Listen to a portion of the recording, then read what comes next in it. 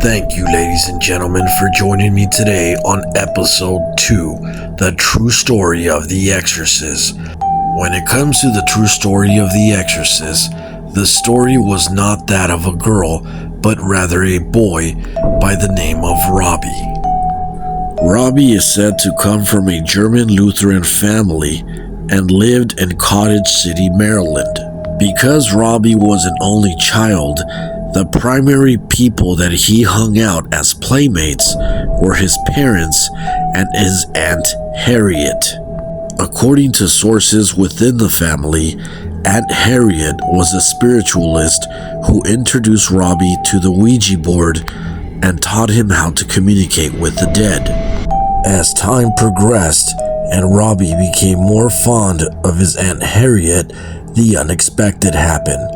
Unfortunately, Aunt Harriet passed away, leaving Robbie devastated. This is where things started taking a turn. Upon her death, Robbie became isolated and started using the Ouija board more often. He became frustrated after using the Ouija board and did not connect to his Aunt Harriet. Instead, knocking sounds and scratches would start emanating from the bottom of his mattress and the inside of the walls in his room. As Robbie continued using the Ouija board, he finally made a connection. Unfortunately for Robbie, whom he thought was Aunt Harriet, was actually the devil himself. As the weeks turned into months, Robbie's character and demeanor started to deteriorate rapidly. Because the activity seemed to escalate, Robbie's parents took Robbie to see a therapist. The therapist determined that Robbie was suffering from some type of psychological problem. Robbie attended 2 psychological evaluations.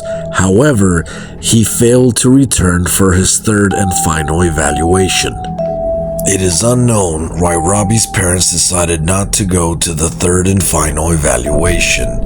It is said that perhaps they were discouraged by an article that happened to be printed in that same year about how mental illness patients were treated under such horrible conditions.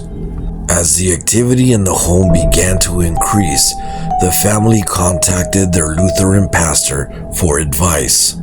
The pastor, Myron Scholes, instructed the family to send Robbie to his home. Once he arrived at his home, however, things started to escalate quickly. Scratching and voices could be heard coming from the house. Not only that, but Robbie's bed was shaking uncontrollably. At one point, the pastor took the mattress off and placed it on the ground next to his bed. It was reported that Robbie's bed started sliding under the pastor's bed. Because of all the activity, the Lutheran pastor decided to tell the parents to take Robbie to a Catholic priest. After meeting with Robbie, the Roman Catholic Church decided to conduct an exorcism. It is said that before Robbie had his final exorcism, he underwent several exorcisms at the Georgetown University Hospital, a Jesuit institution in which priest Edward Hughes was attacked by Robbie as he escaped from his restraints and grabbed a bed string from under the bed and slashed at the priest's arm. Because Robbie had St. Louis scratched on his chest, and because of the failed exorcism, his parents decided to go to St. Louis.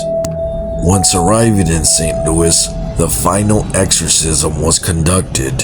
The priests who were involved were Walter Holloran, William Van Roo, and William Bowdern. It is said that when the ritual was over, 3 loud bangs could be heard throughout the town, and a bright light with Michael the Archangel defeating Satan was seen. It is said that after the exorcism, Robbie grew to a productive member of society and had a normal life. This has been Stories Under 5 Minutes. Please like and subscribe.